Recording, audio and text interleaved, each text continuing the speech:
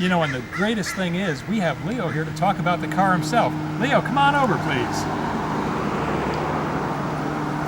Great to see you. Thanks for coming in, Leo. It's great to see you today. Nice. What do you think? When's the last time you saw Fantastic. All right. Did you ever think you'd see your car again? No, I thought it was a pile of iron someplace. That's we were really pleased to find it. We were really pleased to find you. It was just a few weeks ago we found you for the first time. We wanted to talk a little bit about the car and how you built it. So remember the things we've been talking about recently on the phone. We want to go over some of that detail again, if that's okay with you.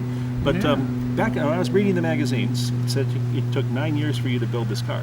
But, that's about right, I guess, on and off. I didn't work on study, but you know. Okay. Did you, you started with the design of it. How did you come up with the design of this? Did you work with anyone on design, or was it primarily yourself? No, I just knew what I wanted. We changed the windshield on. It was originally, you know, a flat windshield in the 50s. And this windshield came out, I think, 54 on a Ford. Okay. So I had to go down and buy a framework. And I swapped it over to a curved windshield, which was pretty far-fetched in those days. And it survived all these years. Yeah. But you were telling me you did all the metal work on most of the car, but another company was involved. California Metal Shaping, is that the right number? That's right. Now they did what parts on this car? They did the doors, they did the hood, and they did the top. I made the woodwork for them, and they in turn would take the woodwork and power hammer it. Okay. How long did they work when they produced those parts back then? Is that something that would take months or years or days or weeks, or is it fairly quick? They did an awful lot of the original replacement of fenders for the Duesenbergs and things like that they used to rebuild in the LA area. Okay. All over the LA area. But I'd take them down the woodwork and they'd power hammer it. And here it is. Now you mentioned you went to this car was actually, when you were building it, you had it at the Barris's shop. But I you had told all me, the parts down there. okay, that's why I wanted to know a little bit more about that, because you were telling me they didn't build it. You were the one that built it. But what were the parts doing down there at Barris's? Well, I put everything on a trailer I built. And these front fenders were 49 Mercury, the quarter panel 49 Mercury. And I took everything down to George. I told him I was going to bring it down. And, oh yeah, sure, So I took it down. So when you got back, or when George got back, were they guiding you on the design or teaching you how to build, or what does Sam? Because Sam, you had told me Sam was helping in some way. Yeah, he showed me how to do lead work. Okay, so you leaded this car. How much Bondo was in this car? Oh God, I don't know how many cans. No, so you had plastic on the car, but you also did lead work on the car. Oh sure. Yeah, Okay. That was the way you get things.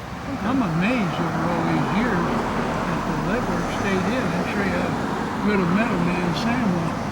Did he do some of the lead work? No. Just he showed you how to. Yeah, showed me how to clean it, how to tin it. Okay. You know. One of the neatest things that I talked to you about was where you got the parts, and so I asked the question originally, what junkyard, what salvage yard did you get all these parts at, and what's the story on that? Okay, I went down to Garner Ford in San Bernardino. Okay, that's a new car dealership. Brand new Ford dealership. And Mr. Garner, he couldn't believe the order. I wanted to order 10 sets of front fenders, 10 sets of quarter panels. Well, 10 sets, is that because you wanted to practice on 9 No, until you get the last one? I wanted to build 10 cars. Okay, 10 cars, cool. And everybody looked at this guy like his zipper was open. Anyway, he called me into his office one day. And he said, gee, Leo, I don't know, it's pretty unusual order, and I turned it in. And well, they called me and they said they're going to lose money on the shipping from Detroit out, where they stamp it. There's a set up in Oakland, and you got this set. Okay, so you got one set. Your order was for 10, but you got one. So that's what we're looking at here, the new fenders. So these were new, and so in terms of, and the doors were new because California Metal Shaping knew, and the hood was new. Now all of that, you must have, the front end of the front grille, that must have all been custom built as well. Oh yeah.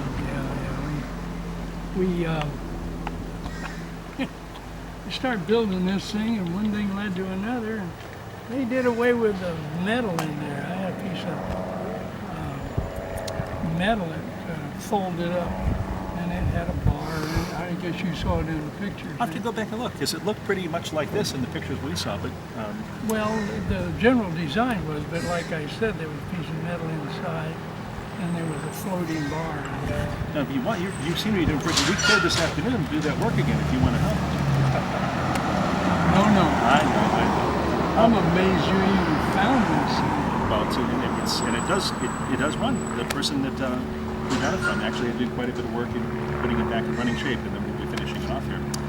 If The you rear hadn't fin, done such good lead work on it, it would have deteriorated, then we wouldn't have found it. So Well, I wouldn't you have did done such a great I job. wouldn't have done good metal work if it hadn't been for Sam Barris. He was a good teacher. You were a great student. We had a lot of fun. Oh, now absolutely. the back of the car, the rear fenders, what are they from? Like I say, the top part of the fender and the bottom part of the fender are cut to make them, fit the front fenders. They're 49, they're convertible, just like the front fender. And the trunk, is that an original trunk? Yes. You didn't make any changes to the trunk? No, So one part of the car was easy. The trunk was easy. not really. No. I had to round the corners and all that stuff. I think they're still rounded, aren't they? Yeah, well, we'll take a look at it in a bit. You can see all the work. In fact, some of your interior is still in. I don't know if you looked at it yet, but some of the interior from 50 years ago. Yeah. What year was the last year you saw this car? Remember? There was a car dealer, I can't think of his name now, out of Basin. I don't know. Yeah, I believe it did. That engine I bought had a air conditioner. I don't think I completed the air conditioner. Well, you can see all the work that you did on the firewalls and the inside. You built nice wheel wells, the entire firewalls. You can see where you've stitched it together too, with welds. Well, yeah, but a lot of that interior stuff here was originally Mercury. Okay. Did you buy new fender wells as well too? Oh yeah, Everything- sure. Yeah. I don't think I've Blew the ever. money hand over fist. Well, I don't think I've ever heard of a custom car being built with brand new parts, because usually you start off with something used and you reshape it and you form it and so You forth. normally start off with a car, Yeah. and that's what Barris. He just died laughing. Yeah, so you started out with parts and then you built yourself a car. This is truly a custom And car. I was going to do 10 of them. Can you figure out what an idiot I was? Well, I don't know. It's like you said, you could put them back into production again. It's only 2013, so plenty of I time. don't think so, guy. I know. But let's see in here.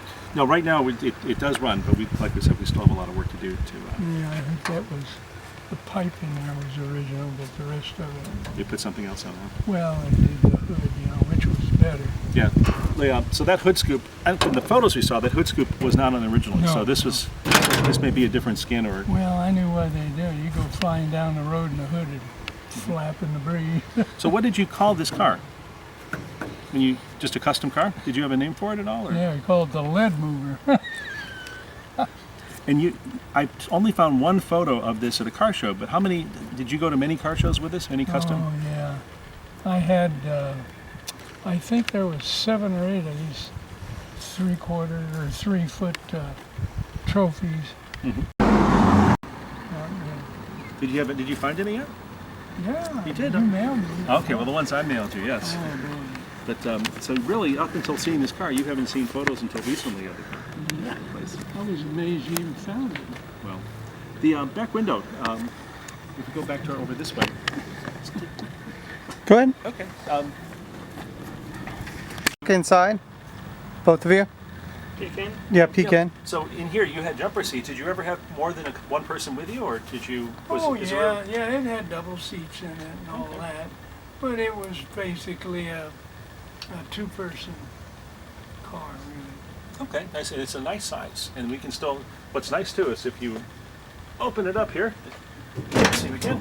Here, let's see. Hey, go ahead and close that door. Let's have Leo sit in it. Can we get you to sit in it with it? Oh, you don't want to do that. That thing's hot. Yeah, the seat's very, very hot. You don't want to break your camera, guys.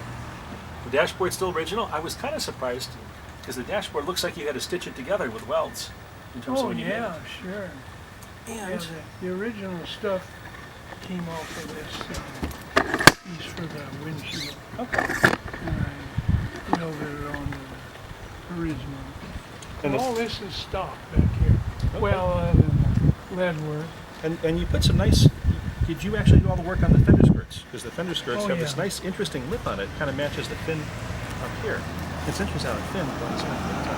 Did you do the California needle shaping to the skirts, or did you? No, You did. they were stock skirts, Okay. and I just added the lip on them. Okay. Well, it's a very attractive detail. Now, Leo, are these exhaust ports, they look like 57 Pontiac bumper rear areas that are turned the wrong way. Is that what Yeah, that that's is? probably what they are. I don't really recall what I did. They're really stylish. And it looked like the light from the color pictures, your light actually goes around the surround of these. So the brake light. There is- was is a light in there, and then the regular backup lights. Mhm. It was. We real did all this unusual. in here as well. Is this? That's still one, good. See a little bit inside too, all the work that you did inside the truck. It doesn't even look like the car had been hit all these years. It's been pretty well protected. It's pretty amazing that you even found it. You did a great job, Geoff. Well, it wasn't, putting it all together is the fun. Bringing the history of the car and the person as well. We wouldn't know. It's a really cool custom car, but without meeting you, the story about this car is very special. Who was involved, what you did to, how long it took you, and then the plans about building 10. I've never heard of anyone planning to build more than one custom car. I mean, you're a very brave person. Yeah, that's exactly what Mr. Gardner said. Yeah. And George Vera said, "You're kidding me. You're going to do 10 of them?" And all there was just a trailer full of parts. With all the shows that you took this to, did a lot of people want to buy this car? No, I don't think anybody went there. They'd just stand there and look at it. Mm-hmm. I had the same problem with the Hemi heads when I built them. People just stand and look at them. Well, it's very special. I mean, what you created was its own unique design and style. Oh, yeah. And I can't wait to see what people are going to say when it's back. We need to keep you strong and healthy, so we get you. We could finish the car faster if you help us. What's in the back window? We still have the glass. It looks like these were plexiglass. These are the original plexiglass ones. Boy, I didn't even realize that. And then you had the glass. We still have the glass for the back window. Do you remember what the back window was? It was probably built by this guy who used to work for San Bernardino Glass. I think he built it. He knew what fit. Okay. He got some that fit. He was a glass man. I can't think of his name. Now the windows roll up and down, but did you say they're manual windows or in power, or did you? No, they went power later on, but now it looks like they're back to I don't even think it has glass inside right now. no, I don't think so either. We got to figure that out. But these side windows, these are where these. It's just a channel here. You would have had to slide them in like that. That's So right, these were yeah. not removable, or did Yeah, you they remove them? removed, and there was a pocket in the back of the front seats. Oh, okay. Well, I didn't know. So these were probably glass then. Oh, Put them back there. Very, very nice. Automatic, or was it? yeah, stick? it was a Buick automatic. And from what we can tell, original steering wheel, you used Studebaker gauges when we tracked down what they were. Very, very, at least the one on the right, Studebaker. That one, I'm not sure. It was a Oh, little they bit different. probably were. They were probably both Studebaker. Warren and Day owned the Studebaker agency in San Bernardino at that time. Mhm. And I went to school with his daughters. So I was in and out of that place quite often. Was there one car that influenced the design of this more than others? No, Do you remember the car that Ferris built called the Golden Sahara? It looks very similar in some ways. custom cars that look similar. Radio as well. I remember I saw you've got a place for radio, so you would have had a. Oh yeah, it had all the modernistics that you could find. But still a door handle. You didn't do any of those solenoids, electric door opening. No, we were going to do it. Frankly, I got tired working on it. Tell me about what your mom said back then. You built the car where? At your house or your mom's house, or where was it built? In my house. And my mother was alive then, and the lady next door said, "He'll never finish that." My mother said, "Oh, yes, he will." And she'd tell me, "You're going to finish that car, aren't you?" "Oh, yeah, Mom, sure." How old were you? What year were you born? 1930. Okay, so 1960 the car was done. So you were in your late 20s when you were building this car. Oh, yeah, sure, I was full of it. And you were were you at your mom's house still, your parents' house, or were you living out? Yeah, Okay, so you were there living and working on the car. yeah, Were you an electrician then? yeah. That's how I paid the bills. What year did you start as an electrician? About? 56 right there. Here, just sitting here in this driveway, people have been stopping by and asking about it, and you know, it has a unique look.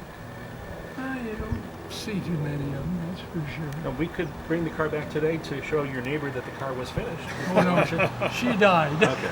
Just wanted to check. Well, Leo, thank you so much for coming out today, and we're so Thank you, pleased to Geoff. show you the car and what it looks like. We're very excited in the future to show you what it look like restored back to once what it had. But you did a marvelous job of skill and workmanship of the folks that you involved in yourself in putting together a car, and it's a testimony to your work that its car is still around and sound today. It really is. Well, that only goes to show what Sam Barris was, and George Barris. Excellent. They don't call George Barris the king of customs for nothing. That's right. Well, maybe we should go see it. Yeah, let's go see George. Good. Okay, that's good.